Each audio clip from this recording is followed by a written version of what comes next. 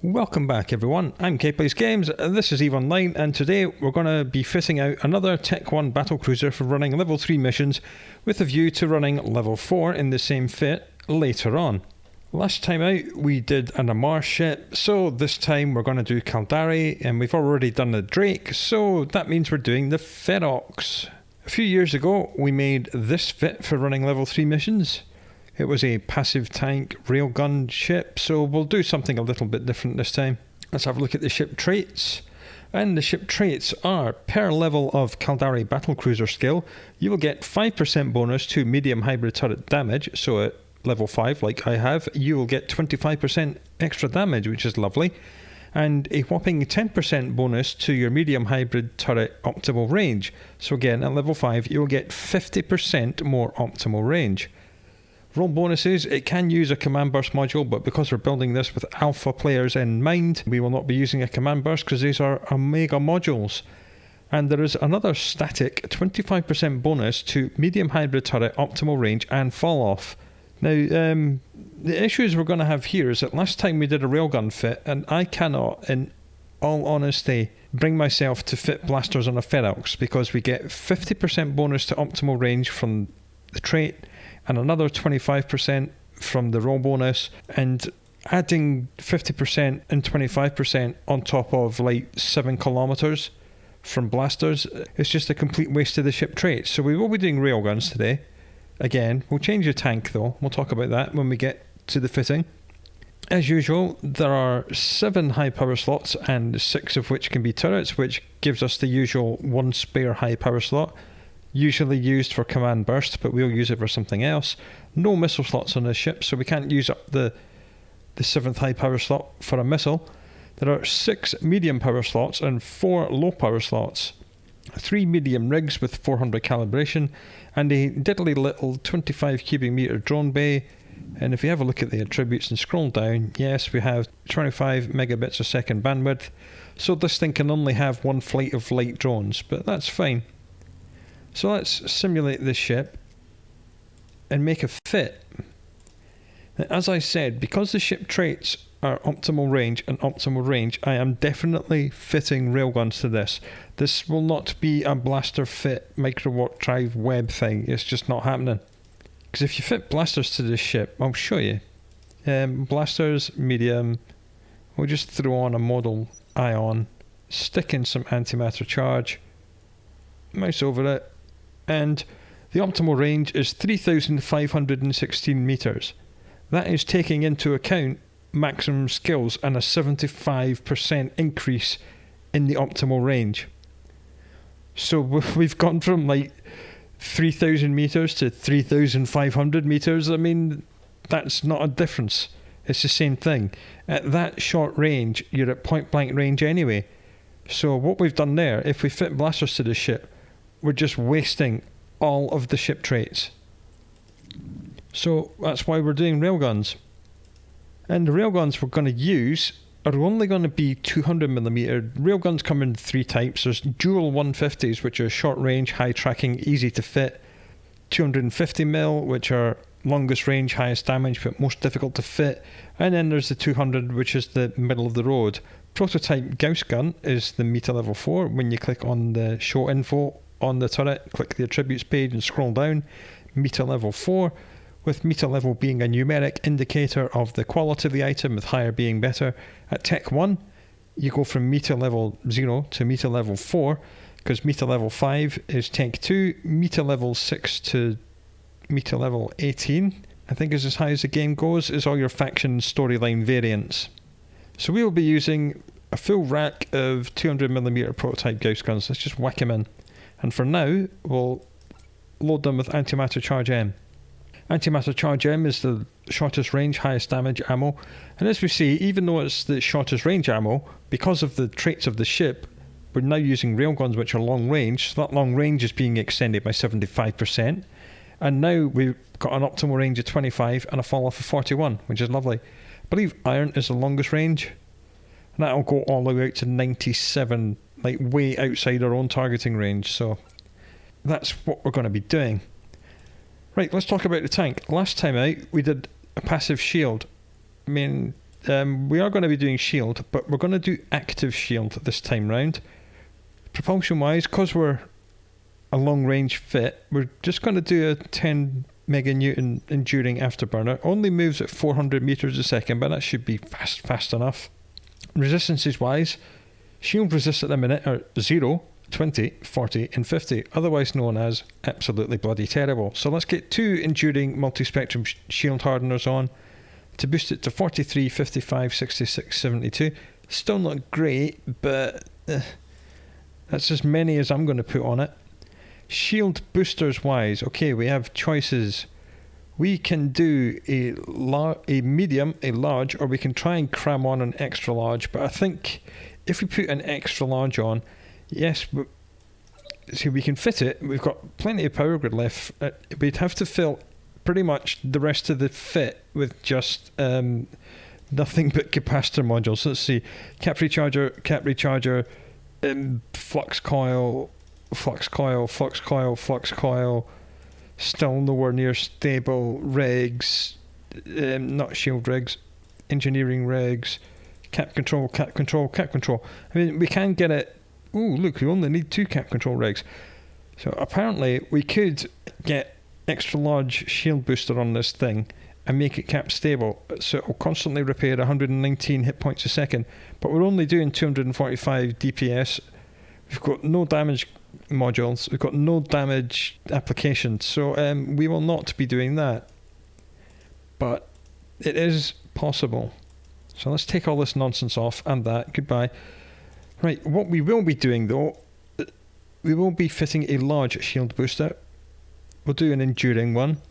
And just to improve the boost amount a little bit, we're going to get a restrained shield boost amplifier on it.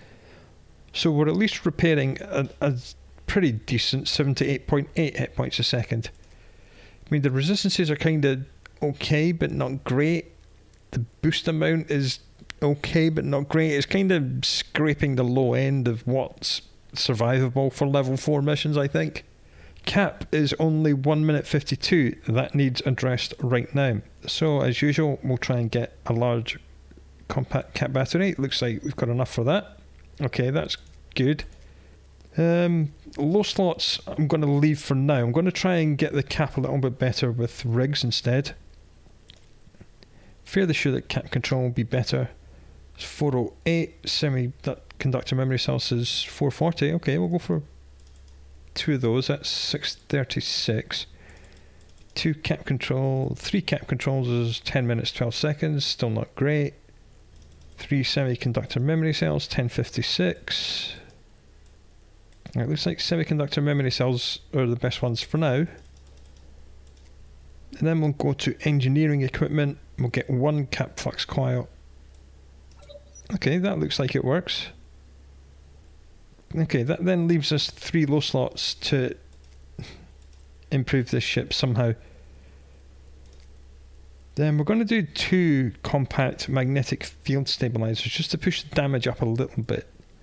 And I really want to get a tracking enhancer in the final slot, because I really want to push the range and the tracking up a little bit better. If we added a 3rd magnetic field stabilizer, we'd gain about 30 DPS, but only 30 DPS because it would be the 3rd module which affects the same things, and it would be stacking penalised quite bad. First module you fit gets 100% of all of its bonuses. Second one gets 87. Third one gets 57, and then it tails off very quickly after that. So I think 2 is going to be how we're going to have to go. And the last high slot, we do have a lot of CPU, so I think what we'll do is that we'll do a drone link augmenter just so we can send the link drones out to 80 kilometers. We target out to just under 94. The guns currently reach out to 46, but I'll talk about that in a minute. So it would be nice if the drones could go out to 80. Speaking of drones, let's actually fill the drone bay with some light hobgoblin ones. We'll just fire them in like that. Pushes the DPS just over 400. Again, it's kind of on the low end of being able to complete level 4s, but it could complete level 4s like this. Right, let's talk about the ammunition. Antimatter is not only the shortest range and highest damage, it also has the highest cap use, as opposed to lead. Lead is the medium range, medium damage, but has a capacitor need bonus of minus 50%. So this uses half the capacitor of antimatter. So I'd like to find something that does a decent amount of damage, but has a little bit longer range and a little bit better cap use. Thorium is an ammunition type I really like. You see, the damage has gone down to 330 from 416, so we've lost like 70 DPS. But the range has gone all the way out to 66. I mean, it's still not long range. Iron is the longest range, and that'll go out to 106, but the DPS falls off to 217. So maybe if we can find something that has a fall off range of like 90, what would that be? Tungsten, maybe? Hey, look at me and my big brain remembering things. Wow, I have been playing this game too long. Okay, so tungsten. The DPS is terrible, but it does reach out to 95. So I'm going to drag and drop one tungsten into the cargo hold to remind myself that that is something I'm looking at. Uranium goes out to 59. Iridium goes out to 84. What is lead? 73. Meh. So even if we were to use lead, which uses the least capacitor, we're not able to remove... Well, we could, in theory, remove one of the three semiconductor memory cells. Cap lasts 3140. 3140 is effectively cap stable. No mission you're going to do is going to last longer than that. And if it does, you'll be warping out for repairs anyway, so you'll be able to get your cap refilled when you're repairing. Let's then have a look at changing the rigs to 2 cap control and see what difference that makes. Okay. Apparently, if we use lead and cap control circuits, then it's stable. That's interesting. Because then we can maybe do something else with the final rig slot, like what exactly? A hybrid weapon rig? What would we want? The collision accelerator would just give us more DPS. Going from 302 to 317, is that really worth it? You don't really want to use a burst derator because that actually increases the cycle time, which means you use more cap. Ambit extension, I believe, is fall off range. Yep. Discharge elutriation actually saves you on cap. But then, why fit a discharge elutriation when you can just fit another cap control or a semiconductor memory cell, which will give you way more cap than this thing does? So I'm not quite sure why that rig exists. Locus coordinator is your optimal range. Metastasis adjuster is your tracking. I could do a metastasis adjuster just to push the tracking up even more, so it's a lot more accurate. Okay, let's investigate. Okay, so it's still stable with that. 12 with antimatter. 35 minutes with iridium. Stable with thorium. Okay. So what we're looking for is the highest DPS and still be stable, which is thorium. Okay, so that would put our fighting range at between 48 and 66. It's not too bad. Ideally it'd be longer, but we can't really have everything. 66 is respectable. So we'll drag a thorium into cargo and we'll delete the tungsten. And if we keep some antimatter, I mean, the antimatter is not that bad. 12 minutes 52. If we turn the afterburner off, then it's stable with antimatter. That's very interesting. I mean, the fall-off range is 46. It's not terrible. So we just go thorium for most things, and then if we need more firepower, we can bump up from 330 DPS to 416. Still at like 45 kilometer range. We still have 12 minutes 52, and if we turn the afterburner off, then it's stable. Okay, that's very interesting. The only other thing we could have done is, instead of the metastasis adjuster, we could have tried a shield rig of some sort. Let's have a look. There is one shield rig which, the operational solidifier, this speeds up the cycle time of the shield. So it would go to 92.7 hit points a second, but of course faster cycle time means more cap use, which means that ruins the fit for the cap stability. Even with thorium, we're only 917 with the afterburner off now. And if we go to the lead, still only 10 minutes, so that rig, bad idea. Capacitor safeguard, again, we could just fit another capacitor control circuit, which will give us more cap than this thing does. It does only need 50 calibration though. I'm pretty sure that this needs 100, so yeah, if you're tight on calibration, maybe do the charge economizer instead of a cap control. Purgers and extenders are for passive tanks, not applicable to us, and there's one each for each of the 4 damage types to boost the resistance up a little bit more. I mean, you could do an EM just because it's the lowest, but to be honest, increasing the EM by another 30% takes it from 43 to 54. I'm not sure that's better than having more tracking, so you can kill things faster. So shield rigs are kind of being discarded out of hand. I can't think anything else I would want to do, so maybe we'll just stick with the metastasis adjuster just to give ourselves more tracking, like an extra 15% tracking, because we don't have a tracking computer. We do only have a tracking enhancer, which is only 8%. So yeah, 8 plus 15 is 23. So yeah, that's better, I think. So I think that's how we're going to go.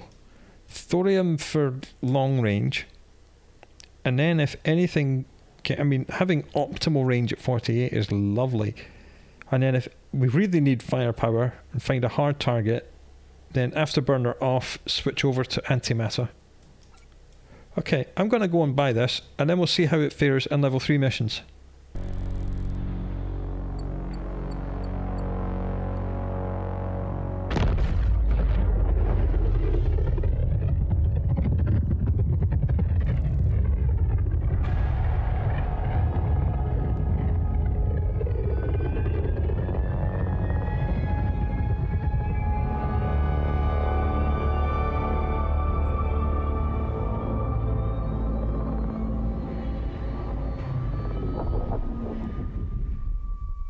And here is our Ferox. As with all Caldari ships, looks like something your 6-year-old nephew would come up with when they're building their first Lego spaceships. But you know what? They're functional and they work, so who cares what they look like?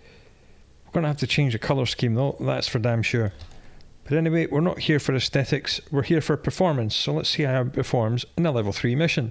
And the first mission we're going to be using this ship for is Pirate Invasion. There's a handy little badge here, tells us it's against Serpentis. They're weakest to kinetic, that's fine. We fire railguns and they're always kinetic and thermal, so it's going to be fine. We're being paid 476,000 ISK and 1,462 loyalty points for doing this mission, with a further 426,000 due to us if we complete it within 4 hours. 4 hours tells you that this is like a medium to hard difficulty level 3, but we're in a battle cruiser, so I'm sure we'll be fine. I have arranged all the modules how I want them, put the drones into a folder. I'm not going to group the guns because I want to see the hit quality on them, just so I can make sure that we get the correct keep it range and orbit. Speaking of which, when we mouse over this, mouse over the weapons, optimal range 48, so we want to keep it range at like 45, just to make sure we're within the optimal range. And actually no, keep it range wants to be something closer to 60, I think, and we'll do orbit at 45. Not that we'll be orbiting, but we'll do that anyway. On the way to the mission, we'll have a look at the skins, because I don't like the drab utilitarian design on this ship as it is. Oh dear, I only have 2.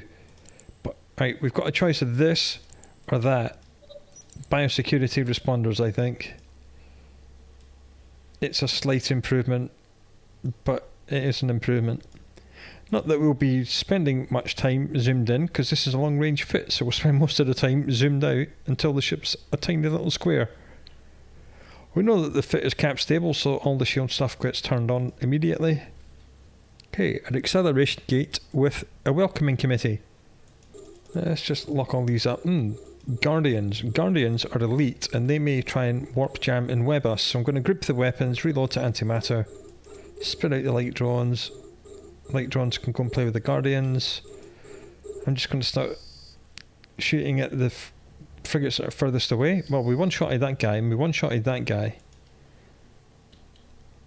And we one-shotted that guy. And we one-shotted that guy. And we one-shotted that guy. Okay.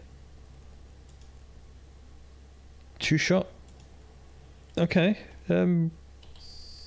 So far, the tracking does not seem to be a problem. Medium railguns versus small fast frigates.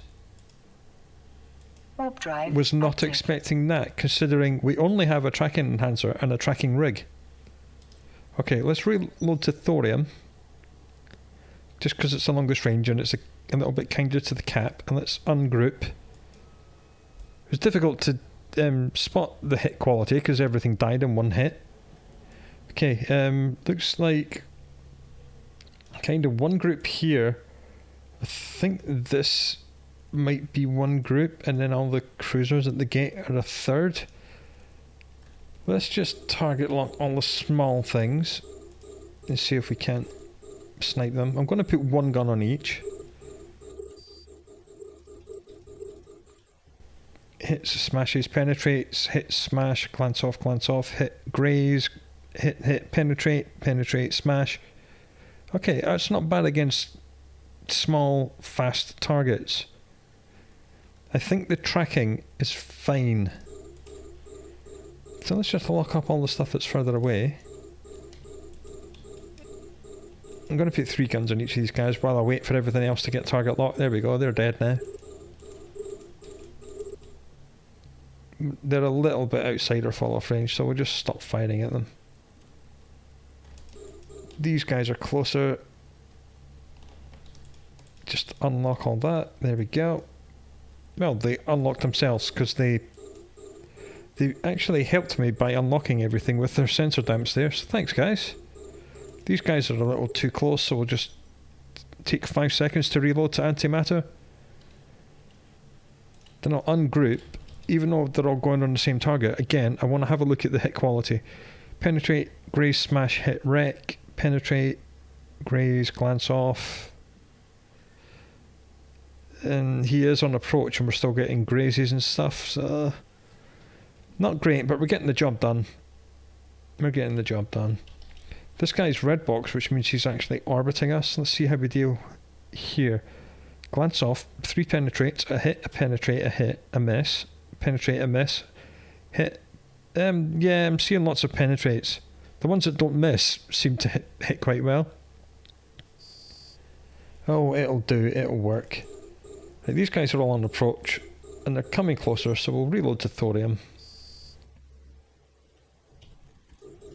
Looks like the frigates are within range of our drones now, so I'll spit the drones out, target lock the frigates.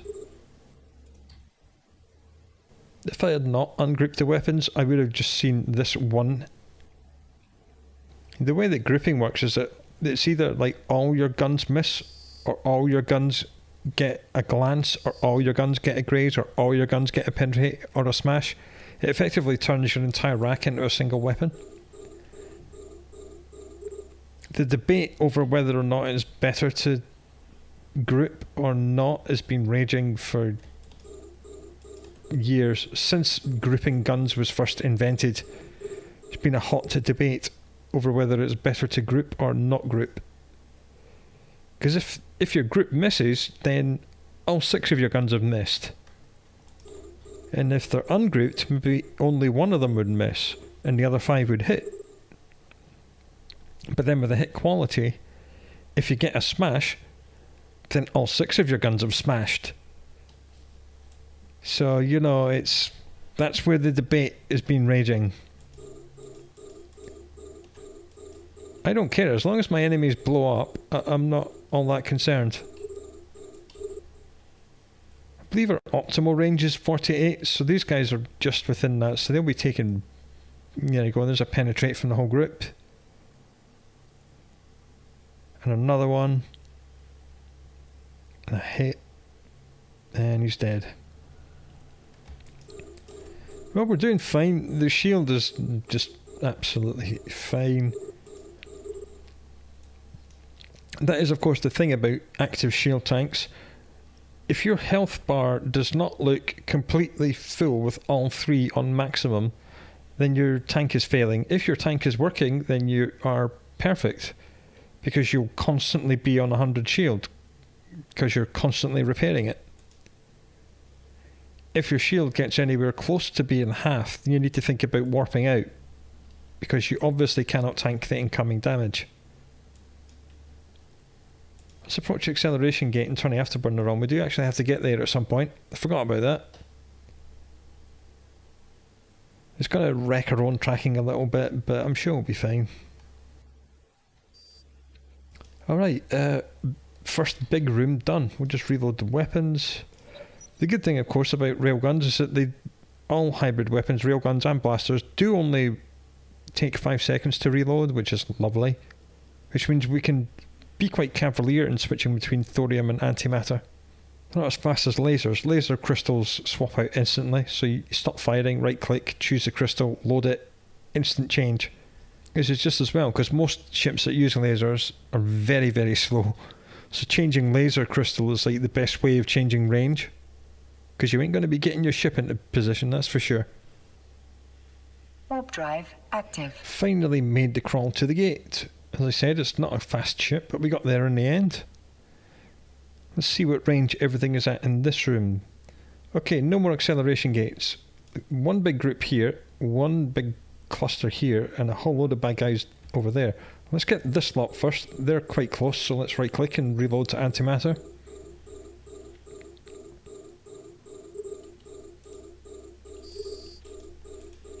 Again, I'll just put one gun on everything. And they're all on direct approach, so the angular velocity will be 0, or very close to it. So they'll all be taking big, fat hits. Just like so. Lovely.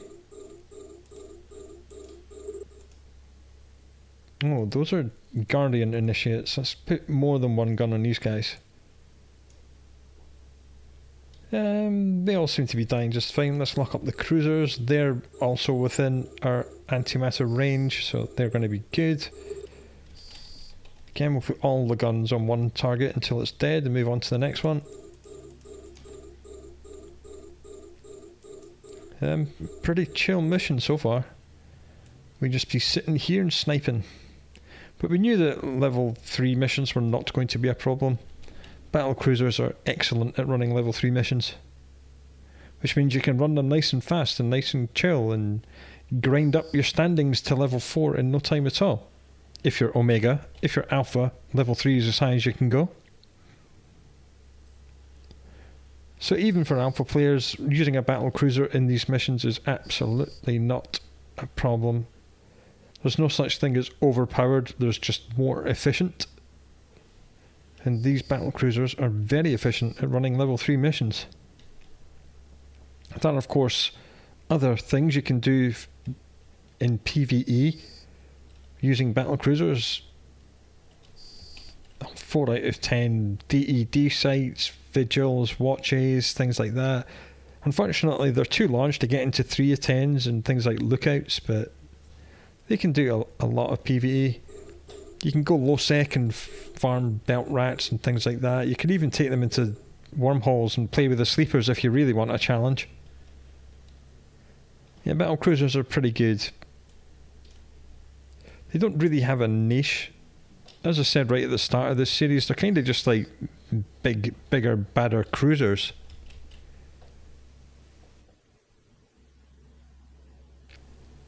too big for combat site, because as we know, Tech 1 cruisers can run pretty much every combat site in high sec, other than the very rare 5 out of 10s. But they do make life significantly easier. Case in point, as shown here. Once this guy's dead, we'll swap over to thorium and start sniping the group at the back. Well, so far we haven't had all that many misses, so I don't think we're missing having a targeting computer with a target range with a tracking speed script. I think we're fine just as we are. That was a terrible hit. Okay, he is close to the edge of our fall-off range and he's not moving.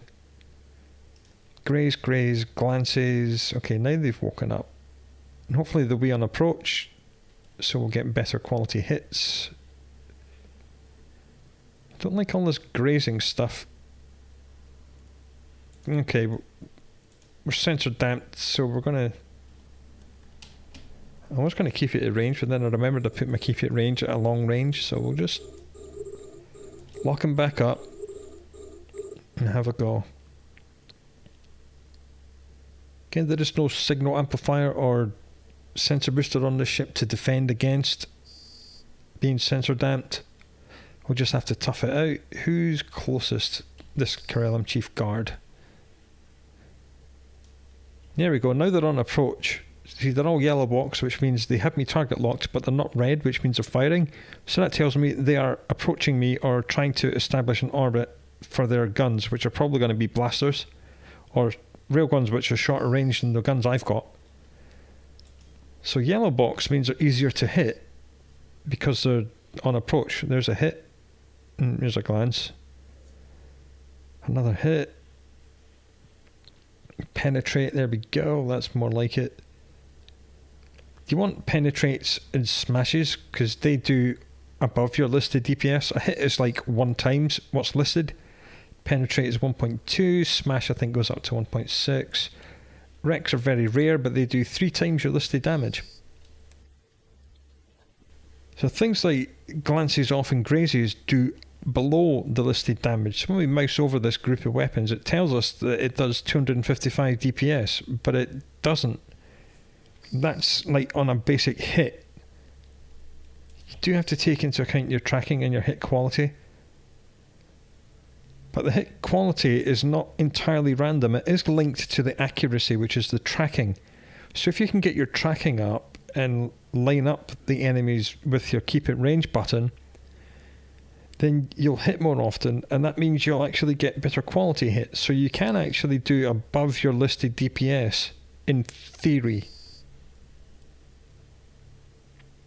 Whether or not that's practical is another topic of debate.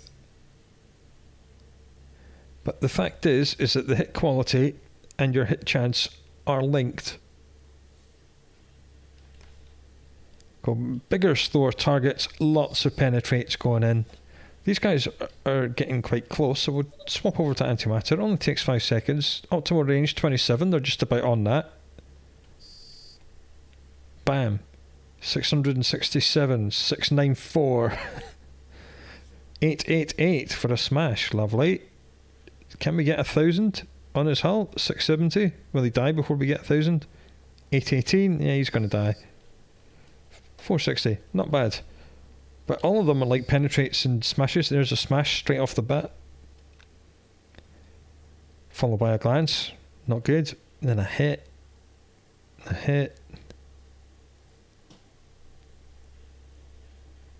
The damage caused is 379 plus 530. And there's a 1053. Boom. Mission complete. That was not 4 hours. Warp drive active. And this fit seems to work absolutely fine. We knew it would for level 3. Whether or not it does in level 4, we'll find out in a few weeks' time. And let's go and get another level 3 mission anyway. And the next mission we have is Duo of Death. It's against Serpentis, so we'll not change anything. Not that we would change anything, because we can't change anything, because we fire railguns. So no matter what the enemy are weakest to, kinetic and thermal is what's going to be delivered to them. We have to bring back 1 unit of special delivery with a cubic volume of 0.1 cubic meters. Not going to be a problem.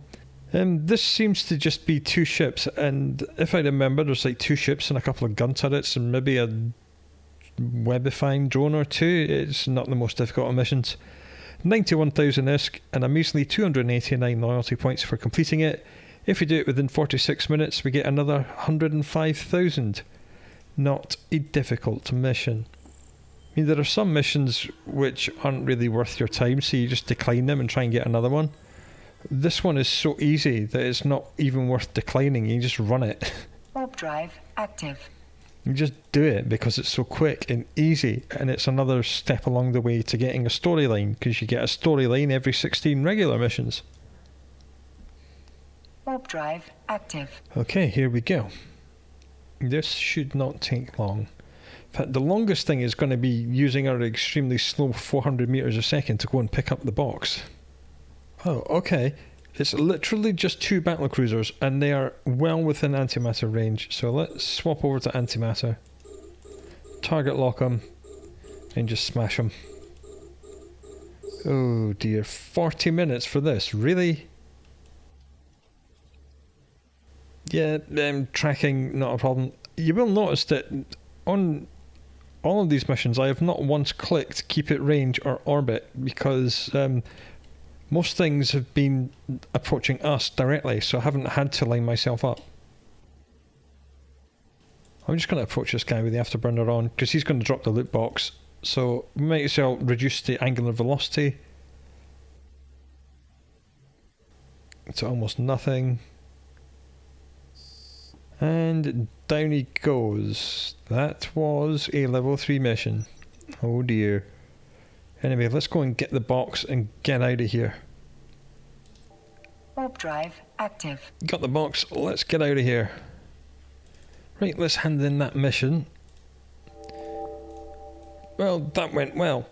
The tracking on this fit seems fine, even though we've only got a tracking rig and a tracking enhancer, and not a tracking computer with a script. Railguns have got pretty decent tracking anyway. The optimal range is great. So, I mean, we were one-shotting frigates at a range of like 20 kilometre. I mean, you can't really ask for much more than that. For level 4 missions, as I said, the resistances are kind of acceptable, and the repair amount is acceptable. The speed is kind of crap. The damage is kind of crap. Damage application's okay, at least it's cap stable. There's not too much else we can do to the ship to improve it for level 4 missions. One thing you could do was replace the 2 multi-spectrum hardeners with dedicated hardeners. For example, if we have a look at kinetic and thermal, because where we live, we're in Caldari space, and most of the time we'll be fighting Serpentis. So at the minute, thermal 55, kinetic 66. So if we remove the 2 multi-specs and do an enduring thermal and an enduring kinetic, we go up to 58 and 69, which is nice but not great. I mean, it's like both of them are 3% higher than they were when we were using multi-specs. I mean, it is higher, but is it enough? I mean, if you're fighting someone like Gurustas, who are most definitely mostly kinetic, you could do 2 kinetics and push it up to 82. But then the thermal goes all the way down to 20. It's maybe a little bit too risky. But that's something you could do just to boost it up a little bit higher. Like 3% is 3%, I suppose. More resist is more. And potentially you could remove the tracking enhancer and replace it with damage control. Pushes up to 63 and 72. That's a bit more like it. Like mid 60s, 70s is kind of where you want to be for level 4 missions. Okay, we've got the ghost low slot thing again. There we go, that's better. Yeah, 63, 72. So that's maybe something we'll do when we're running level 4 missions in this, but we'll find out if we need to do that at the time. For now, that's the end of this video. Ferox worked pretty good. I did consider doing blasters on this fit, but when I looked at the traits, all the traits are range and range, and there was no way I was going to effectively ignore that by fitting blasters. Because even if you had a 100% optimal range bonus, your blasters would go from 3 kilometers to 6, which is effectively still 0. So it was definitely railguns all the way. And one of the reasons I did an active tank on this is that we know that when you do a passive tank, you're fitting lots of shield extenders, and that balloons your signature radius, making you take more damage, and all the rigs as well. So by fitting active tank, that means that our signature radius is still fairly large, because we had a battlecruiser at 325 metres, but it's nowhere near as big as the previous fit we made, which if we have a look, we can simulate that. So we're 325 metres in this one. Passive tank, 2,245 metres. And passively regenerating only 63 hit points a second. Excellent for level 3. At level 4, this thing would be destroyed. Okay, it's only 2,000 metres with the micro warp drive on, but you will need to run that occasionally just to get yourself out of trouble and into range. But the signature radius is a lot larger than the active tank version, so that's why I went for an active tank, just so it's a little bit smaller, so it doesn't take quite so much damage from things like battleships in level 4. But as I said, we'll find out in a few weeks' time when we actually take this thing out and attempt to run some level 4s in it. So come back for another Tech 1 battlecruiser in the next episode, and until then, do look after yourself, and I'll talk to you again soon.